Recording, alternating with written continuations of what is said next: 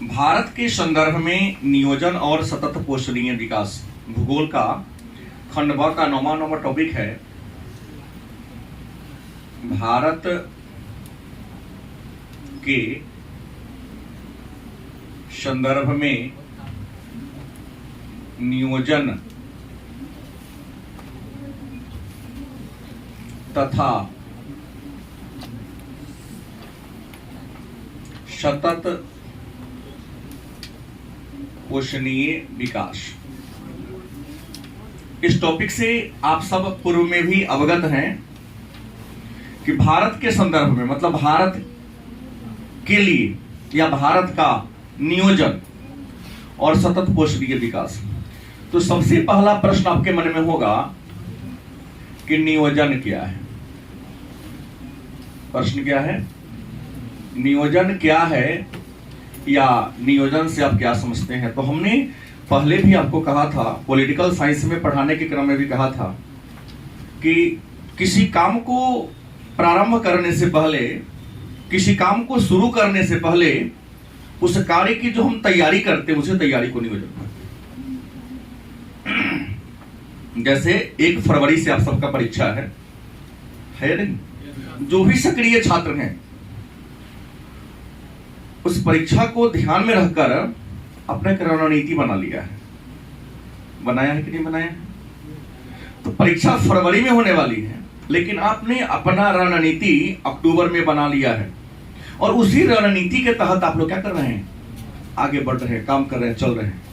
तो किसी कार्य को प्रारंभ करने से पहले, किसी कार्य को शुरू करने से पहले उस कार्य को सफल होने के लिए जो हम कार्यक्रम तय करते हैं, जो नीति बनाते हैं, उसी नीति को क्या कहते हैं? नियोजन कहते हैं। कोई दिक्कत? याद रहेगा? बड़ी आसान प्रश्न है कि नियोजन क्या है या आर्थिक नियोजन क्या है।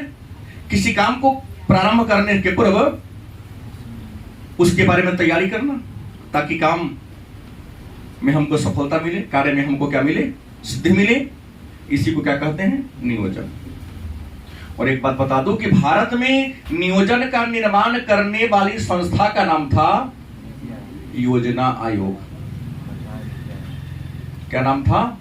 योजना आयोग। लेकिन आप सबको पता है कि 1 जनवरी 2015 ईस्वी को योजना आयोग को भंग कर दिया गया और योजना आयोग को भंग करके योजना आयोग की जगह पर एक नई संस्था का गठन किया गया। सलाहकारी तो नहीं है, थिंक टैंक है, ये रिसर्च करती है। वो सलाह देती थी और नीति आयोग रिसर्च करती है कि विकास के लिए हमें क्या करना चाहिए। एक नई संस्था का निर्माण किया गया। उस नई संस्था का नाम है नीति आयोग। क्या नाम है? नीति आयोग।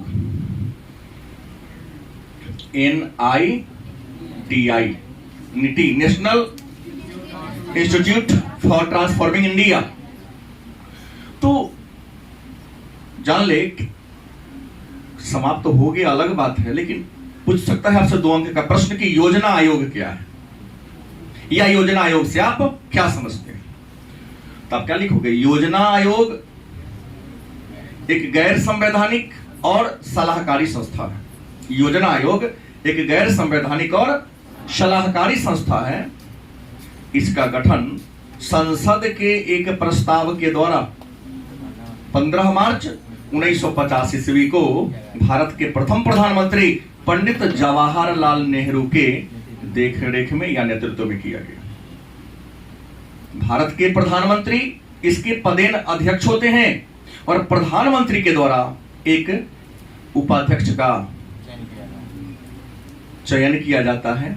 इसमें अध्यक्ष और उपाध्यक्ष सहित 8 सदस्य थे, जिसमें 3 अंशकालिक सदस्य और 3 पूर्णकालिक सदस्य। लेकिन 1 जनवरी 2015 ईस्वी को योजना आयोग को क्या कर दिया गया? भंग कर दिया गया, समाप्त कर दिया गया और इसी के जगह पर एक नई संस्था का गठन किया गया। उसका नाम क्या है? नीति आयोग। तो फिर आपसे प्रश्न आ सकता है कि नीति आयोग क्या है।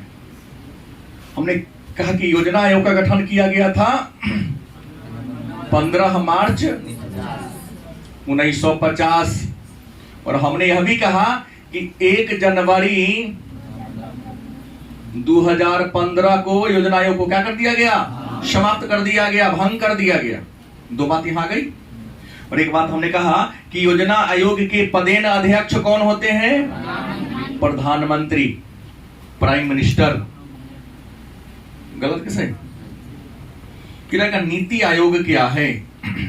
तो आप ये कहेंगे कि नीति आयोग एक संसदीय संस्था, नीति आयोग गैर संवैधानिक और संसदीय संस्था है। अब कहोगे सर गैर संवैधानिक का मतलब क्या होता है? तो गैर संवैधानिक का मतलब होता है इसके नाम का चर्चा या इसके बारे में वर्णन भारत के मूल संविधान में नहीं।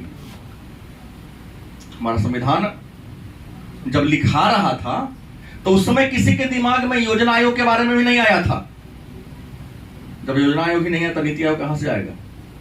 संविधान बनकर तैयार हो गया, लागू हो गया, लोगों के मन में भाई प्लानिंग करने वाला कोई संस्था होनी चाहिए ना। जैसे प्रधानमंत्री संसद है ना, संसद के अंदर 13 समितियां हैं। आप इस चीज की तैयारी करोगे तो उन समितियों के बारे में चर्चा करना पड़ेगा, बताना पड़ेगा। लोक प्रशासन निश्चित तौर पर प्रशासनिक अधिकारी को पढ़ाया जाता है ट्रेनिंग पीरियड में। क्या जी? क्योंकि जब आप प्रशासनिक सेवा में जा रहे हैं और लोक प्रशासन का आपको नॉलेज नहीं है तो आप शासन क्या करेंगे? क्या करेंगे? नहीं कर पाएंगे आप। प्रधानमंत्री के इर्द बहुत सारी समितियां होती हैं।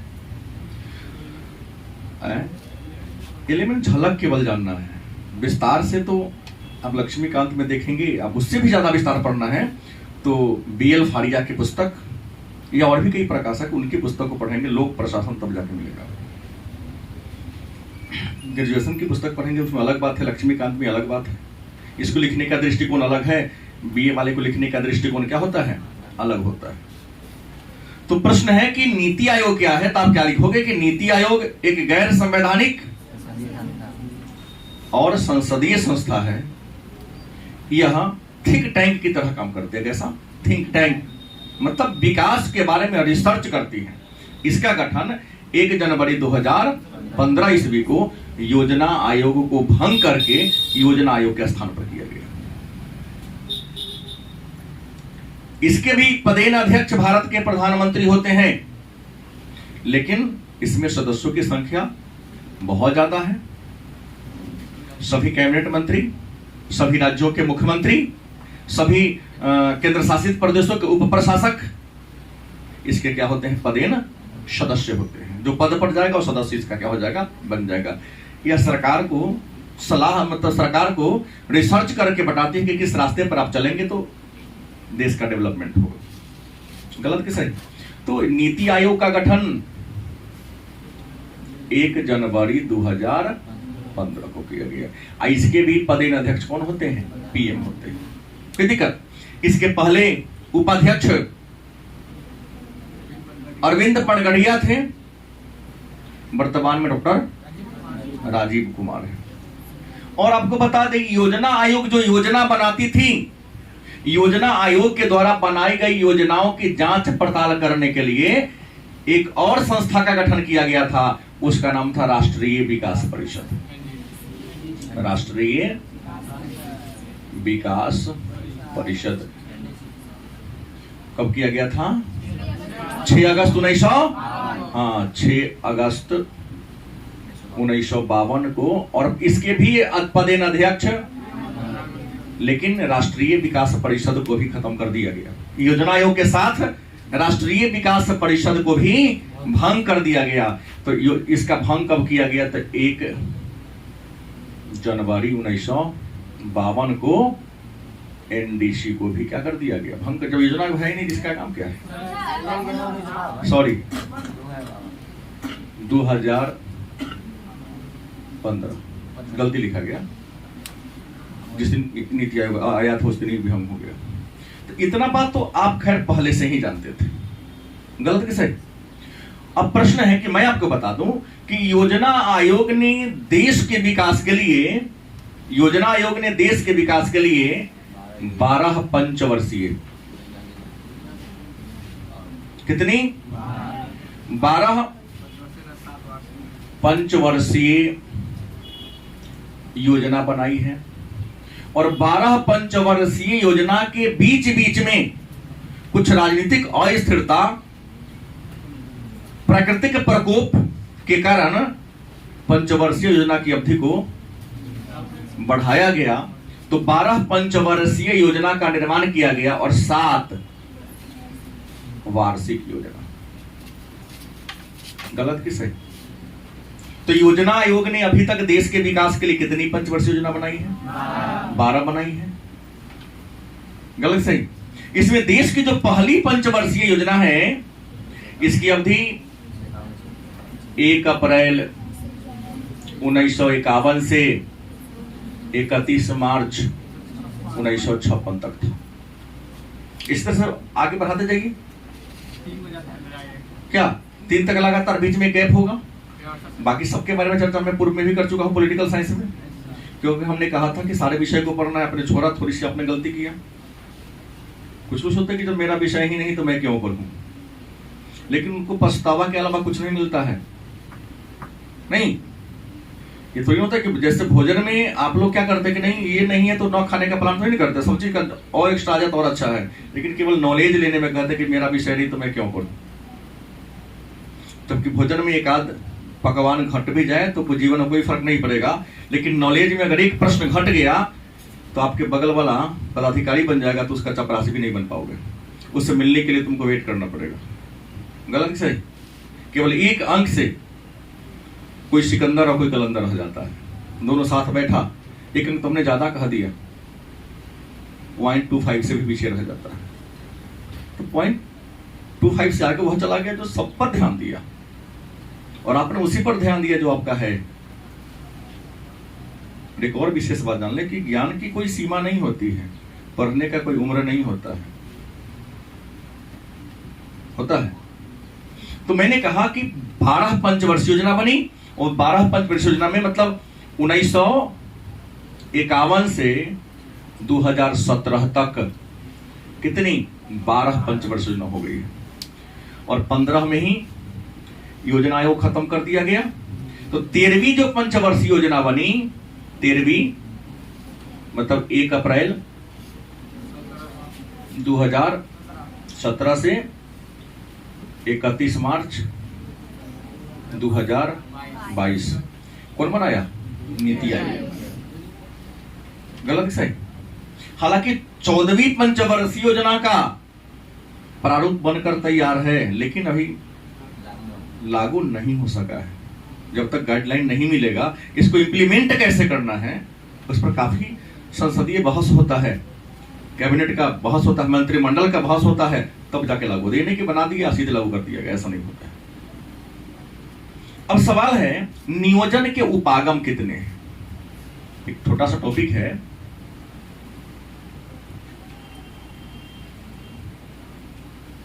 नियोजन के उपागम। उपागम का मतलब क्या होता है? विधि। उपागम का मतलब क्या होता है? विधि। तो मैं आपको बता दूं कि नियोजन के 2 उपागम हैं। नियोजन के कितने उपागम हैं? 2 उपागम हैं। पहला है नियोजन के 2 उपागम हैं। पहला है खंडीय,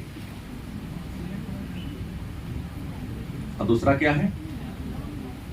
प्रादेशिक। नियोजन के कितने उपागम हैं? 2। पहला क्या है? दूसरा क्या है? 2 अंक का प्रश्न बना सकता है आपसे कि खंडीय नियोजन क्या है, प्रादेशिक नियोजन क्या है। कल भी बात कर सकती है।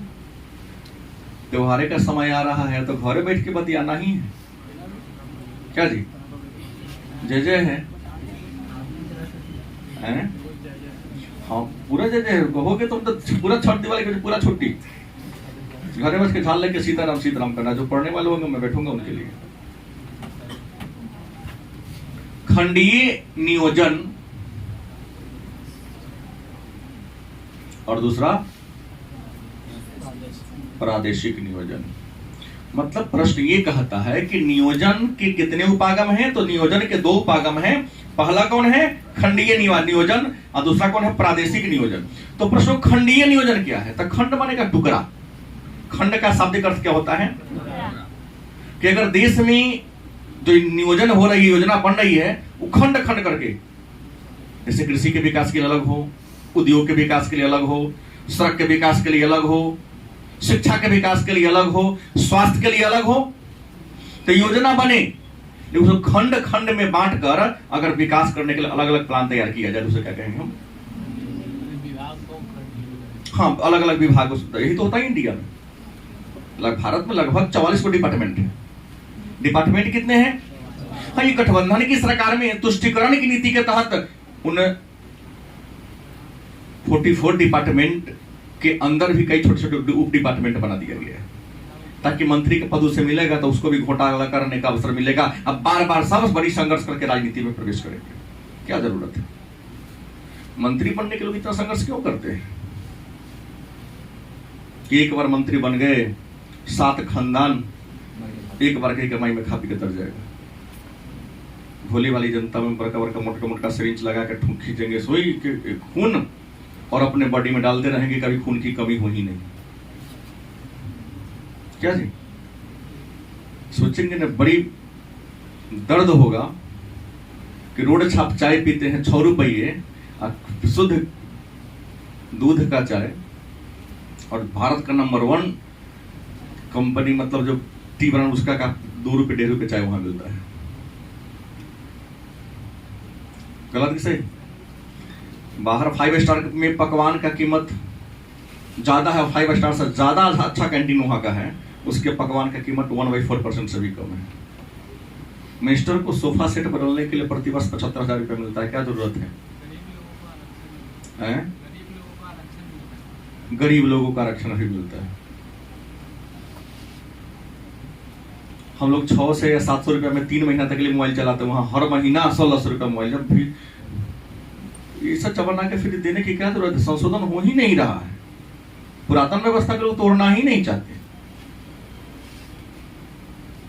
एक महीना में मतलब एक वर्ष में कंपनी कहती 2000 रुपया दो, कहती है ना, यह 3000 साल भर आपका फ्री देंगे हम, यहाँ एक महीना में उनको 2000 दे देता है मोबाइल के लिए। खैर मुद्दे पर आई, देश का होगा विकास। 5 बार पद पर गया, 5 बार का अलग अलग पेंशन सब उठा रहा है, और बाकी जो हम लोग 60 साल काम के बुढ़ापा हो गए, बाल बच्चा भी नहीं पहुंचे तो सरकार लतिया के भगा दिया, तुमको पेंशन हो नहीं देंगे। सोचने की बात है, लोग को एक बार संघर्ष करने के इसके लिए है कि जब पेंशन नहीं मिलेगा तो किसी को नहीं मिलेगा, मेरा नहीं तुम्हारा क्यों। लेकिन यहाँ क्या है, भारत की जनता इस बात को अन्यथा नहीं लेना है। कुछ भी 44 नहीं होगा, सारा लोग रोड पर आए, 44 क्या करेगा जी? 1,35 करोड़ के सामने 44 क्या करेगा? हाँ, कोई जयप्रकाश, लेकिन जो जयप्रकाश नारायण होते हैं वो खंड खंड टुकड़े के मेंबर हो जाते हैं, जो निकलते हैं देश के विरुद्ध में ही बोलने लगते हैं। नहीं चलेगा, स्वार्थ की राजनीति करेगा तो जेपी नहीं बनेगा। जेपी बनने के लिए उसने पीएम के पद को ठुकरा दिया, यहाँ तो पीएम बनने के बाप माता ने मर्डर कर दे रहा है। गलत कि सही? तो जेपी जैसे संत होना अब संभव नहीं है। खैर मुद्दे पर आइए, तो खंडीय नियोजन उम्मीद है आप समझ गए होंगे। दूसरा, प्रादेशिक, भारत एक विशाल देश है, और याद रखिए सभी क्षेत्र में प्राकृतिक संसाधन पर्याप्त मात्रा में मौजूद नहीं है, और सभी क्षेत्र में सभी प्रकार के संसाधन में उपलब्ध नहीं है। तो जहां प्राकृतिक संसाधन है, जहां पर आवागमन की अच्छी सुविधा है, जहां की जलवायु अच्छी है, उस क्षेत्र का तो विकास हो जाता है। लेकिन जिन क्षेत्रों में ये बातें नहीं है, वहां डेवलपमेंट करना मुश्किल हो जाता है। जैसे भारत के पूर्वोत्तर, आज भी पूर्वोत्तर पिछड़ा हुआ है, और वहां कई प्रकार के ग्रुप नहीं एंटी नेशनलिस्ट काम करते हैं। इसके पीछे जिम्मेवारी, इसके पीछे दोषी हमारा सरकार है, वो व्यक्ति संस्था जिम्मेवार नहीं है। आजादी के कई वर्षों तक नागालैंड हो, मणिपुर हो, सबने विद्रोह किया, मैं पॉलिटिकल में पढ़ाया हूं, इसके पीछे जिम्मेवार कौन थी? सरकार। 1990 के बाद लुक ईस्ट पॉलिसी हमारी सरकार ने अपनाई कि पूरब की ओर देखो की नीति। आजादी हुई में 1947 में, और लुक ईस्ट पॉलिसी, लुक मतलब होता है देखना, ईस्ट मतलब क्या होता है? पूरब की ओर के देखो की नीति अपनाए 1990 में। कैसे होगा? 43 वर्षों के बाद हमारे माननीय प्रधानमंत्री नरेंद्र मोदी जाते हैं तो विपक्षी कहते हैं ये तो वोट बैंक की राजनीति है। यार तुम पहले क्यों नहीं किया वोट बैंक की राजनीति? गलत सही? जब तक उसके घर पर नहीं जाएंगे, लालू जी फेमस हो गए, जलते क्यों हो? उसने वैसा काम किया। तो जाओगे अमीर के दरवाजे पर जाओगे, जहां सोफा सेट पर बैठाएगा, ये गए चटखटिया बड़े मरुआ की रोटी मछली खिया, अरे फलना भाई। अरे गरीब को क्या चाहिए? पैसा नहीं चाहिए, उसको सम्मान चाहिए। लालू जी ने क्या दे दिया? सम्मान दिया, तब ना फेमस हो गया। फेमस बनने के लिए कुछ करना। गांधी जी ऐसे गांधी नहीं बने। गांधी बहुत लोग हुए, गांधी का नाम यूं ही हम लोग नहीं लेते हैं, गांधी ने कुछ किया ऐसा था। आप लोग केवल शहर की राजनीति किए, गांधी ने गांव का राजनीति किया। जब तक गांव नहीं जुड़ेगा, शहर के जेल में बंद रहने वाले कैदी के जीवन कुछ नहीं कर सकता है। तो बगल वाले के घर में कुछ हो रहा, खिड़की खोल के देखेगा, गले क्या ये क्या? आग लगी तो अपने घर पर पानी पटाएगा, जहां आग लगा वहां नहीं पटाएगा। गांव में देख पड़ेगा चोर अपन गेट खोल दिया, लाठी लेके दौड़ने लगा, किन्ने पकड़ पकड़। लगी आग, अपने घर से तसला बाल्टी लेकर दौड़ना शुरू हुआ, अपना पर नहीं पटाएगा, जहां वहां जाके पटाएगा। यहाँ तो जहां वहां नहीं पटाता है, अपना पर पटाते कि हम पर आके पकड़ न ले। शहर से भी कुछ देश चलता है नहीं, गांव से देश चलता है। इसलिए 3 क्लास में आप लोगों ने पढ़ा होगा ना, किसकी? पंत जी का रचना, सस्य श्यामला मातरम। नहीं, हाँ, गांव में आत्मा बसती है। भारत की आत्मा कहाँ बसती है? गांव में। भारत का रियल स्वरूप अगर देखना है तो गांव में जाके देखो। सुमित्रानंदन पंत सुकुमार कवि जिन्हें कहा जाता है, उनके द्वारा लिखा गया एक पद है, भारत माता ग्रामवासिनी। प्रादेशिक ने किस क्षेत्र के विकास के लिए, किसी राज्य के किसी जिला के विकास के लिए, किसी खास कस्बा के डेवलपमेंट करने के लिए अगर आप नियोजन करते हो तो उसे क्या कहते हैं? क्या कहेंगे? प्रादेशिक नियोजन कहेंगे। उम्मीद है खंडीय नियोजन क्या है, 2 अंक का प्रश्न आप लिख सकते हो। जब नियोजन के द्वारा किसी एक क्षेत्र के विकास पर फोकस किया जाए, जैसे कृषि, उद्योग, परिवहन, संचार, व्यापार, किसी एक क्षेत्र के विकास के लिए अलग से प्लानिंग किया जाता है तो उसे क्या कहेंगे? और किसी प्रदेश के किसी खास क्षेत्र के डेवलपमेंट के लिए अगर प्लानिंग किया जाता है तो उसे क्या कहेंगे? अब एक अगला प्रश्न ये होगा आपके सामने कि नियोजन का लक्ष्य क्या है? क्या है नियोजन का लक्ष्य? क्या है? देखो, कोई भी नियोजन हो, सभी नियोजन का एक न एक लक्ष्य होता है, टारगेट होता है। आप सबका भी एक लक्ष्य है। देखो, जिसका लक्ष्य जीवन में सफल होता है, जिसे कोई लक्ष्य ही नहीं है, जीवन में कुछ नहीं करेगा वो। क्या मनीष कर लेगा? नहीं करेगा। इसलिए हर इंसान को अपने जीवन का लक्ष्य बना लेना चाहिए। देखो, जीवन का अंतिम लक्ष्य नहीं, एक लक्ष्य, अंतिम लक्ष्य तो मरना है नहीं। What is your life? तो मरना तो सबके जीवन का लक्ष्य है, लेकिन मृत्यु और वर्तमान के बीच में एक लक्ष्य, टारगेट हो तुम्हारा क्या? कि जीवन स्तर को ऊंचा उठाने के लिए, समाज में अपने सम्मान को ये करने के लिए कुछ ना कुछ तो करना होगा। और आपका नाम तब होगा जो सब कर रहा है उसे थोड़ा सा अलग आप करोगे। गलत की सही? तो उसी प्रकार नियोजन का लक्ष्य क्या है? तो नियोजन का लक्ष्य है, पहला, देश का, हम एक शब्द लिखते हैं, समग्र विकास।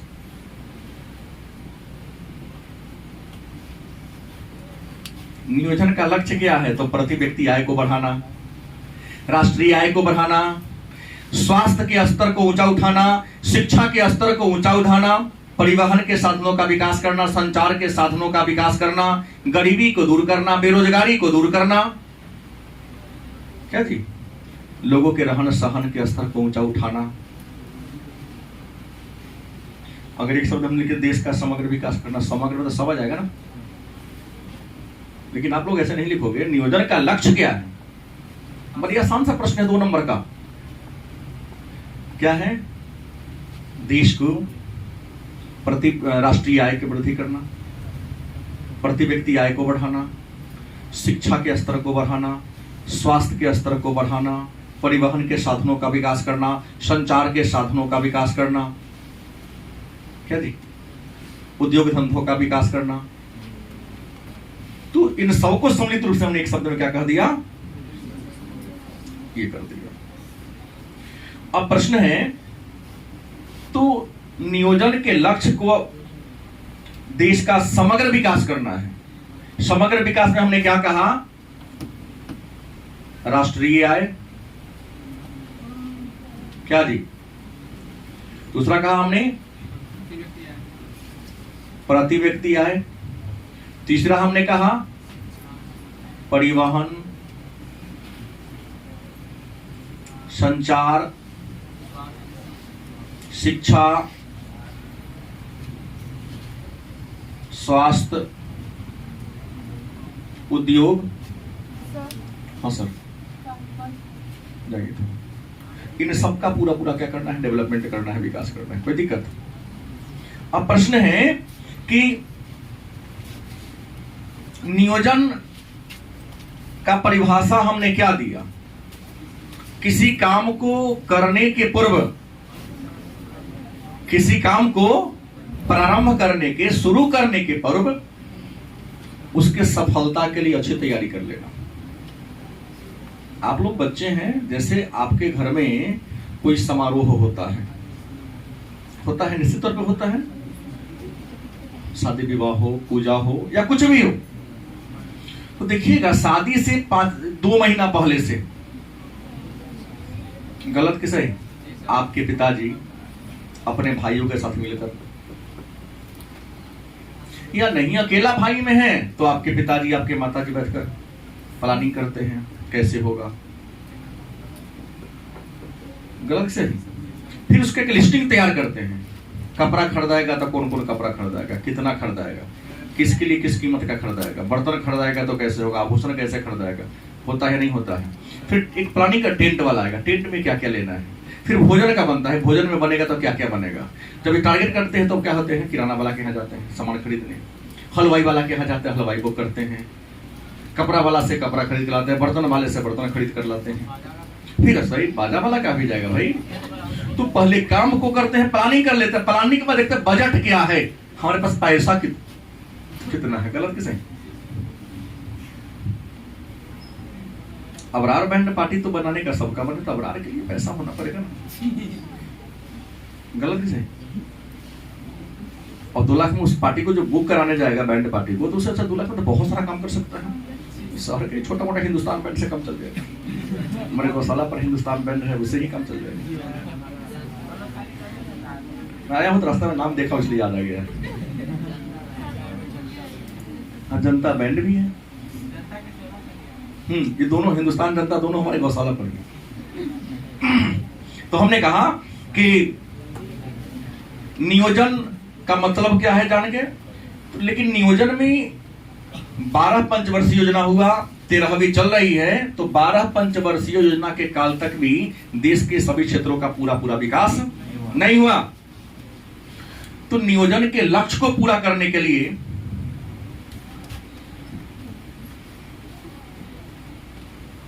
योजना के कार्यक्रम,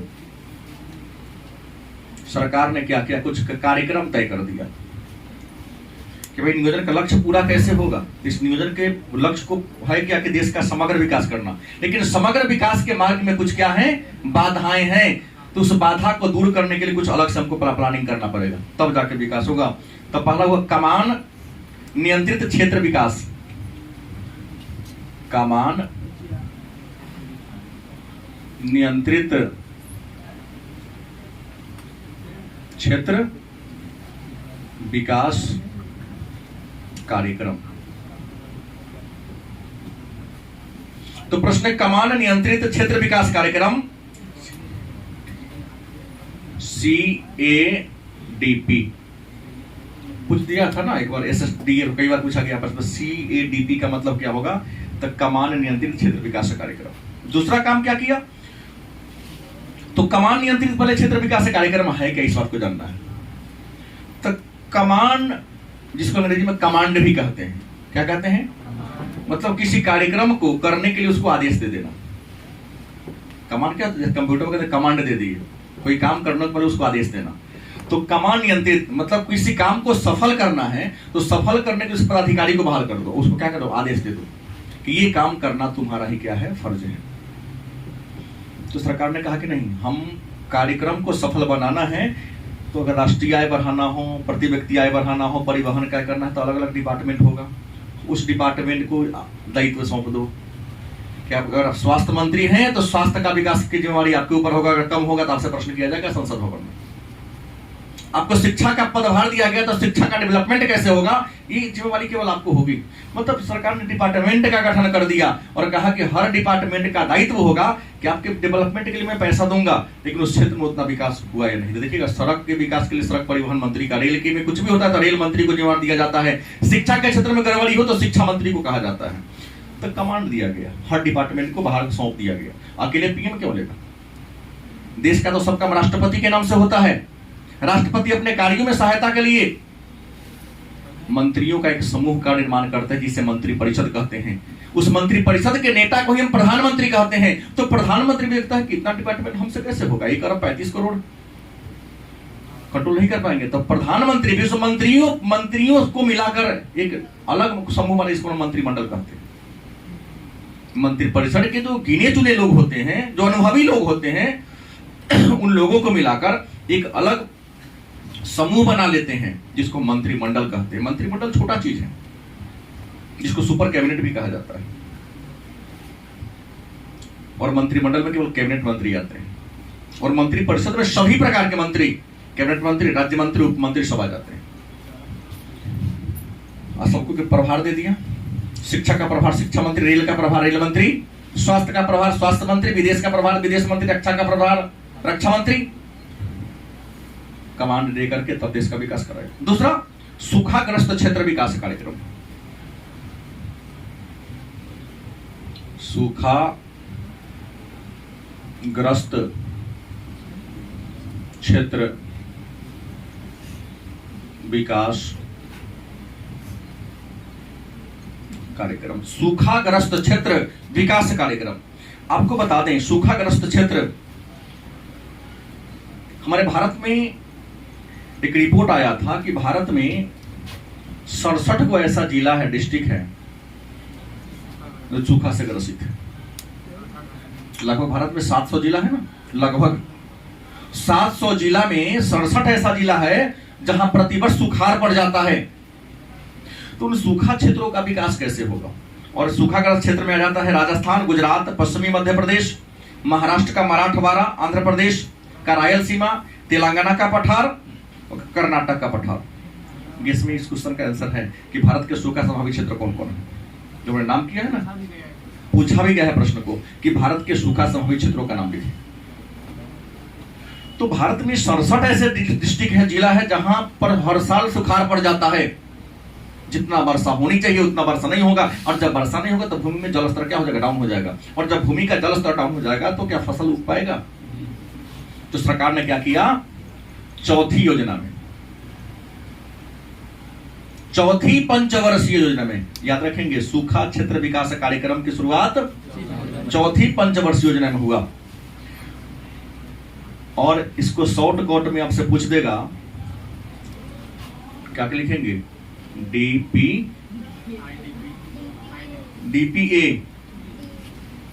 फिर डीपी, मतलब सूखा क्षेत्र विकास कार्यक्रम चौथी पंचवर्षीय योजना में शुरू किया गया। इसका उद्देश्य क्या था कि भारत के जितना भी सूखा संभावित क्षेत्र है वहां पर आप नलकूल बनाइए, नदियों को उधर ले जाइए। नदी जोड़ो अभियान हमारे अटल बिहारी वाजपेयी के द्वारा प्रारंभ किया गया। कई नदियों को आपस में जोड़ा गया, लेकिन काफी विरोध हुआ। नहीं, कुछ राज्य सरकार ने कहा कि हम नहीं जोड़ने देंगे क्योंकि हमारे राज्य का पानी उसके राज्य में चला जाएगा। नदी जोड़ो अभियान बहुत अच्छा है, इसे बाढ़ पर नियंत्रण किया जा सकता है, और जहां सूखा इलाका है उसको हरा भरा बनाया जा सकता है।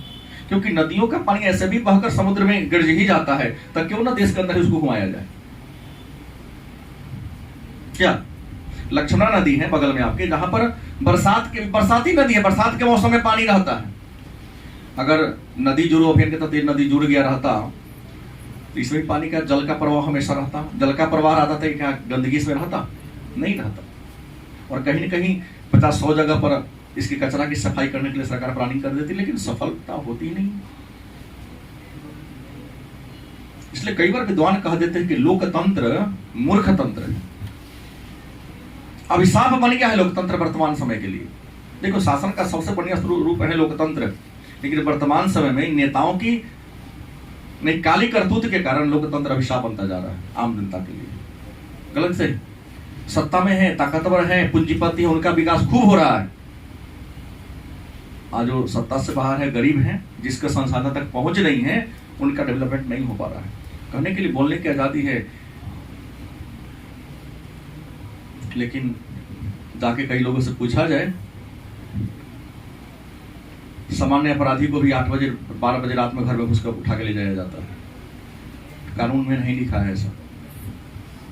पुलिस भी चेक करती है गाड़ी को, नियम है कि चौक चौराहे के इर्द गिर्द चेक किया जाए, फटकी में चेक करता है ताकि इस रुपया ऐंठने में हमको सहूलियत मिले। कहीं नहीं लिखा है आपको चेक करना। त्योहार का समय आ रहा है, लाल स्टिकर साटेगा, किस कानून में लिखा है? कहीं नहीं लिखा है लाल स्टिकर साटना। लाल स्टिकर साट के आपको 100 रुपये लिया जाता है। छूट को एक होमगार्ड को वहां खड़ा करा, भाई तुमके बीच में से आपको दिया जाएगा। बताएगा ना किस एक्ट के तहत।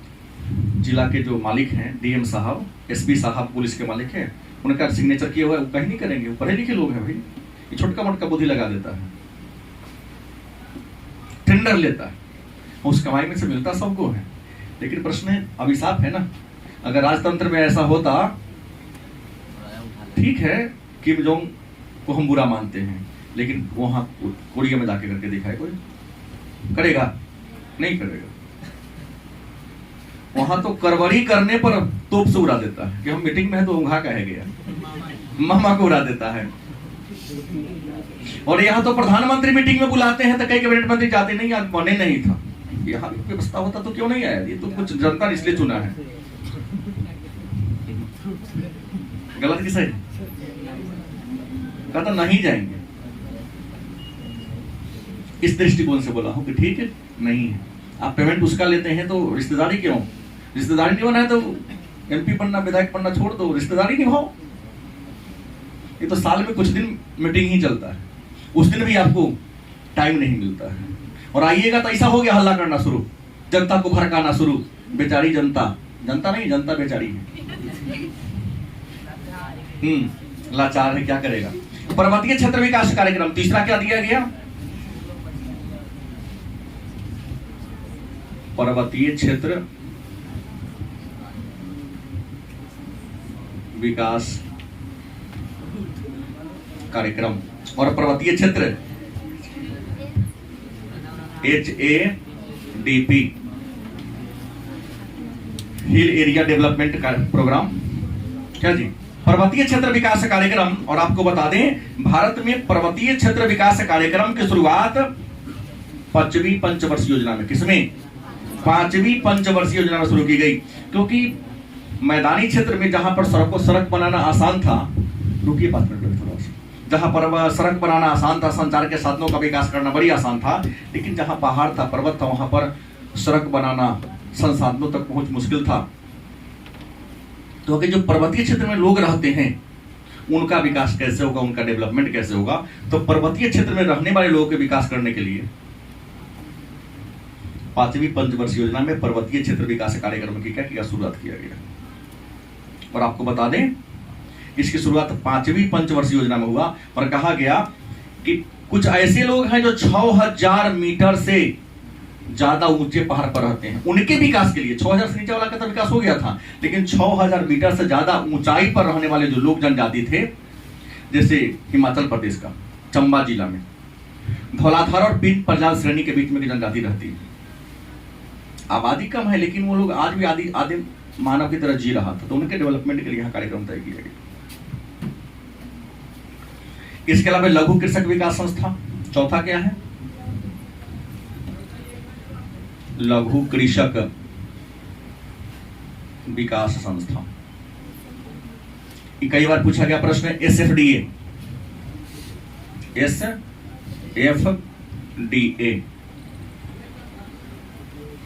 कि देश, भारत कृषि प्रधान देश है और कृषि का अगर विकास करना है तो किसानों की भलाई के लिए कुछ ना कुछ हमको संस्था बनाना पड़ेगा, क्योंकि संस्था बनाएगा तब जाकर के किसानों का विकास होगा। देखिए ना, गांव गांव बना हुआ है।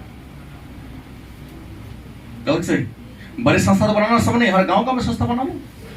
उसके बाद सरकार आपको बहुत प्रकार की सुविधा मुहैया करा रही। और अंत में कहा गया सीमांत किसान विकास संस्था। पांचवा क्या है? सीमांत किसान विकास संस्था। सीमांत जो पूर्णतः कृषि पर ही निर्भर है, उनके विकास के लिए सरकार ने सीमांत किसान एमएफडीए सीमांत किसानों को, खेती बाड़ी पर निर्भर रहने वाले लोगों के डेवलपमेंट करने के लिए सरकार ने प्लानिंग बना दिया, जिसका नाम दिया गया सीमांत किसान विकास कार्यक्रम। और सतत पोषणीय का मतलब क्या होता है? सतत पोषणीय विकास की ऐसी अवस्था जिसमें विकास के कार्यक्रम को इस तरह से शुरू किया जाए कि वर्तमान पीढ़ी को भी लाभ मिले, आने वाले पीढ़ी को भी क्या हो लाभ मिले, लगातार किसी को लाभ उपलब्ध कराना। ये नहीं कि आज दे दिए कल को क्या कर दिए ब्रेक लगा दिया, ऐसा ना। इसी को क्या कहते हैं? सतत पोषणीय विकास।